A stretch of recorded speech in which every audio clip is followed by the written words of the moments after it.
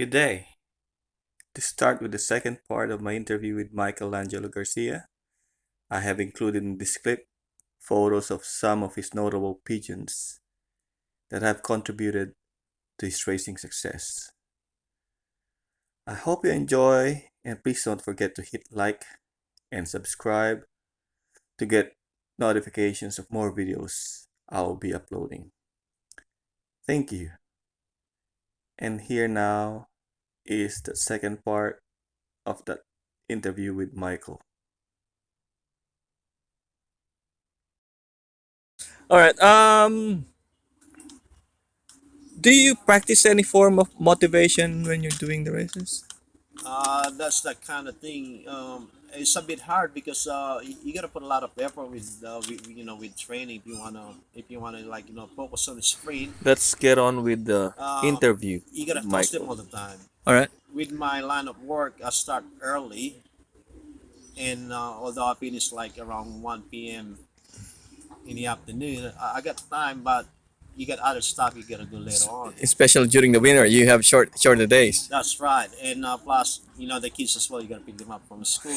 That is true. If I'm retired, probably I'll put a big effort on it to try to motivate them all the time. But mainly it's just like Yeah. natural systems, so hands and cocks together. So this is the focus of the interviews that I'll be doing because I'm doing the interviews to get a hold of how the working people just like us, Yeah. working fanciers, cope and how they balance with work, family, and the sport. And that's why I want to pick your brain on how you do it. Uh, yeah, you just got you just gotta balance your time between the birds and the family and work. Because you can't focus on the pigeons because the pigeons is only what I call like the The hobby. hobby, yeah, The family is the main priority and your work, yeah, and then later on is the yeah. pigeons. And we only have limited time. That's right. Yeah. Yeah. So what month or what season do you normally start breeding? I normally breed around end of July. That's where I start to pair up, Uh huh. and then by the time they lay eggs, like a couple of weeks. That'll be you're talking about second week of August already. By the Mm-hmm. time you have young ones, that'll be getting close to the end of the season, which is around September. All right. Yeah.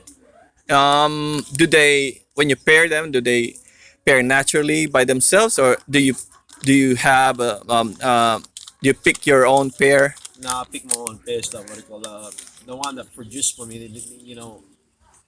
I'll put them together again. Yeah. But sometimes I do rotation. If this pair didn't produce, I have to split them up and give them different heads or different cups. Okay. Well, yeah, yeah, that's a good thing. Yeah. And when these young birds grow old, or even the old birds, do you clip their primary flights at I all? don't normally practice that, but for the last couple of years, a friend of mine is doing it. So I said, I might give it a try, see if there's any benefit for it. Mm. The good thing about it is that the birds don't drop their last flight during racing. Yeah, when you So need the most. yeah, because sometimes that's holds you back. Sending them from the race if they drop their last two flight better during the racing, and they're gonna end up missing out on the race. That's right. Yeah. That is true. And when they start tossing or training, Well, I don't start, tossing or training none until the birds finish their molt. okay. And then when they finish their molt, that's the time I start to, um, you know, um, do the warm, Uh huh. treat them for cankers or respiratory. Yeah. And then you gotta start to put them in the right conditions.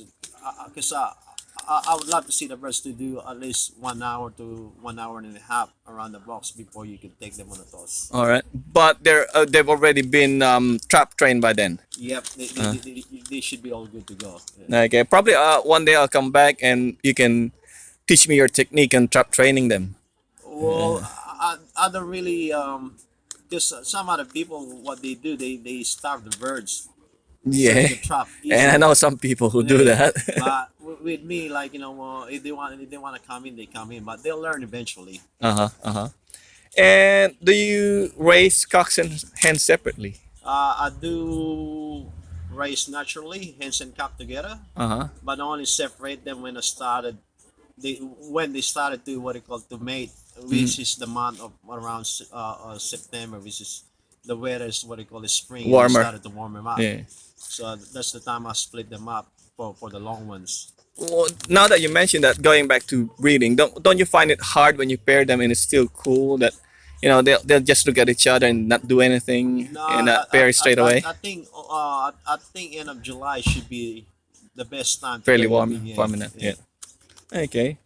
So, do you have any special tips on feeding? Do you how many times in a day do you feed anyways? And any tips on how much you feed the No, birds? my birds they only get feed once a day because I start early at work Uh huh. and finish at 1, So, and then only in the afternoon when I get home that's where they all get right, their feeds. all right. So, do you let them loft fly in the afternoon as well? Yeah, the low flying in the afternoon they do at least 1 hour to 1 hour and a half. Okay. Yeah. Yeah. And do you believe or subscribe to any of those, so-called controversial theories like eye sign theories, which Eugene hates, Uh, and then the wing and the single tail and the body no, not really. I confirmation? think I believe on birds because looks is can be deceiving, but I believe on the pigeons what they call what they got inside. Because sometimes the birds looks good, but if they don't have what they call the right Yeah. homing instinct, Yeah. you're not gonna get them home from the race. All right. Yeah. And it goes through even with the proven ones. Even with the proven ones. Okay. And you prefer a certain body type? No, not really. No, I'm talking about girls. Uh, No, I'm just messing with you. All right. With the recent interest and surge in one-loft racing, all right, and I believe that will. I was thinking it will spice up the interest in our sport. So, what are your thoughts on one-loft racing, one Lars? of rice is good too because you can breed your special bird and get someone to train them. You Uh-huh. know, if the birds win, that means what they call it's a good bird, and Yeah. if anyone can have your birds, Yeah. they can win your birds. All right. Yeah, that is true. That's why, as much as me, just like you, would like to have my birds Because raised in other places yeah, as well. I tried. I think that was 2016. We joined Hunter Classic in Newcastle, Mm-hmm. and yeah, one of my bird, I've read one.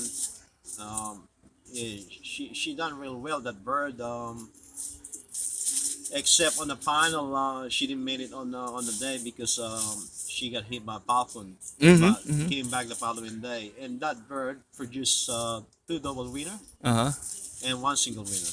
All right. Yeah. So you think that a good flyer can also give good birds, Yes, you can. and can a mediocre flyer, the Well, one? good birds.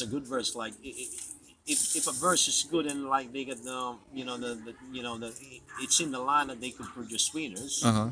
Anyone can have it, and they can have the same winners. All right. Even if it didn't fly Well, well for its. yeah. Well, I got one cock there, um, mainly bred for stock, Yeah.